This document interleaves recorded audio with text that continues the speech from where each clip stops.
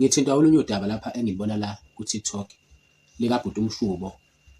Kusho ukuthi-ke ubephendula omunye obebuza lana ukuthi ilungiswa kanjani indaba yemoya. Useyamphendula-ke useyachaza ukuthi hhayi lento yemoya le ijule kakhulu. Wachaza-ke nje izinto eziyinkinga ey'suke zidalwa imimoya. Esho nokusho ukuthi kunobungozi obungakanani uma usuke ungayilungiselelanga imimoya. Kodwa-ke lingithinte kakhulu leli lokuthi uqale ngokuthi ayahlupha amaNazaretha manje ngoba asasindiswa. Kahle hle leli gama lokusindiswa abantu abaningi libadidile kakhulu. Abantu bagcine bazi ukuthi abantu abasindiswayo amakholwa lawa abizwa ngama-gospel. Kanti kahle kahle uma uqala nje ungena enkolweni ukhetha ukukhonza uNkulunkulu usuke ususindisiwe. Ukusindiswa yilokho-ke. Angazi ukuthi lento ngingayibeka kanjani ukuze omunye umuntu ezoyizwa ngendlela azokwazi ukuyiqonda kangcono. Kodwa-ke ngake ngaxoxa kakhulu nomngani wami ngithi mina uyazi ukube kuthiwa abantu bayazi ukuthi lento yokukholwa inzima kanjani nokuthi ijule kangakanani, bekufanele abantu bengangeni kule nto yokukholwa. Ngoba ngibuke ngendlela uMnazaretha osebande ngayo, amaNazaretha amaningi ngayo, kodwa uma uthi uyabhekisisa la amaNazaretha lawana awakholwa onke. Yabona?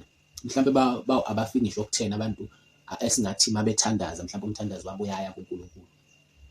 Ukukholwa-ke kuyingozi futhi kunzima.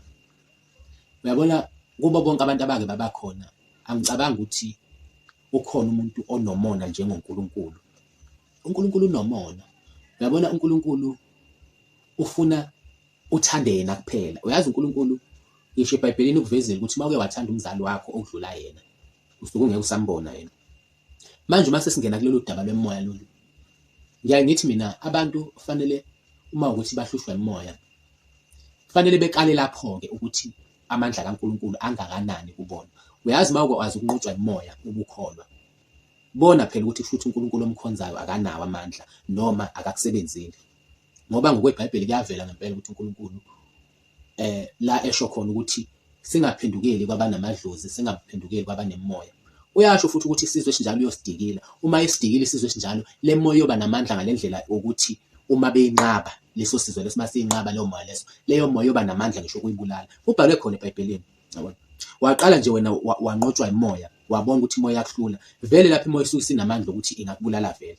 Ilapho kufanele ubone khona wena ukuthi kahle hle imoya inamandla empilweni yakho okudlula uNkulunkulu. Okusho ukuthi vele uNkulunkulu akekho kuwena. Kodwa uNkulunkulu, umoya kaNkulunkulu nemoya akuhlalelani. Ngeke kuze kuhlale emzimbeni owodwa leyo moya leyo. Ngisho singafika sithini kodwa nje enye into kufanele ubuke ngayo, buka ngokuthi umoya kaNkulunkulu awuseki ebuningini. Yabona?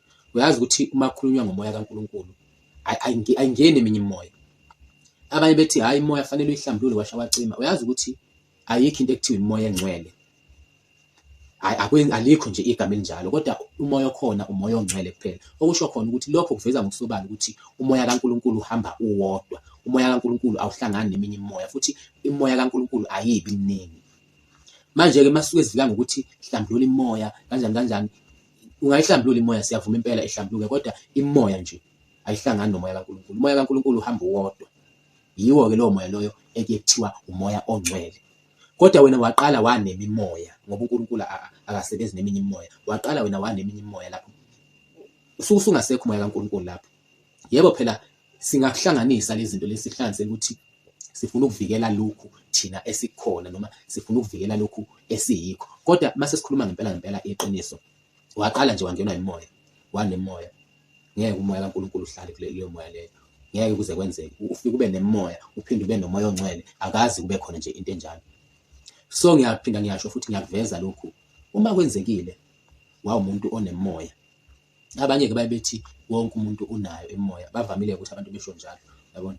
Ngeke-ke size siphikisane kakhulu nabantu abasuke besho njalo ngoba abantu basho noma yini ukuthi bevikele lento abasuke beyisho. Noma kodwa uma ukuthi wena ukwazi ukuhlushwa imoya ikuhlule, lokho kuwuphawu ukuthi uNkulunkulu akekho nawe. Ngakho-ke ngithi mina ngcono yeke inkolo ungene ngapha imoya, ngoba ngeke ngithi mina yeke imoya uze kuNkulunkulu, ngoba uzothutha uyeka imoya uza kuNkulunkulu bese le moya ibulala. Bafethu ngeke size sikhohlisane, imoya inamandla. Imoya ikwazi ukwenza yonke into, imoya ikwazi ukubulala. Kodwa iphutha esinalo thina lodwa kuphela ukufuna yonke lento. Sifuna umoya kaNkulunkulu, sifuna imoya. Kunjengokuthi uthi uyikhona ufuna ukufa uye kokhokho kabakho abangakholwa, khona lapho ufuna khona lapho futhi ufuna ukufa ubona uNkulunkulu, yonke lento uyayifuna, kanti fanele ukhethe ukuthi wena yini oyifunayo, ukhethe into eyodwa kuphela. Akunankinga ukuthi uyofika kwabakini, ayikho inkinga le. Kodwa manje into eyinkinga ukuthi wena ufuna konke, ufuna nokubona uNkulunkulu khona lapho, yonke lento uzukubhanqa lento uthi bayasebenzisana. Angazi nokuthi wawutshela ubani ukuthi bayasebenzisana, ngoba akukho la uvela khona ukuthi bayasebenzisana. Mina ngikhumbuli nje kukhona idlozi libuya ngephupho lizokhuluma ngoNkulunkulu noma lizoshumayeza abantu. Angikhumbuli nje impela kuthiwa kunento enjalo, ngoba leyo imikhakha emibili eyahlukahlukene. Kodwa thina ngenxa yokuthi sifuna ukuthi siyibhane yonke lento, siyayithanda yonke, sigcina sesikubhanga sesiza ngathi into eyodwa.